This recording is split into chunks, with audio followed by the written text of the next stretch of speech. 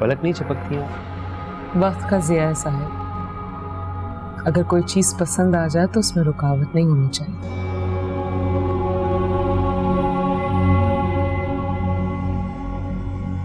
साहिब, क्या आप मुझे पल झपकाए बगैर देख सकते हैं?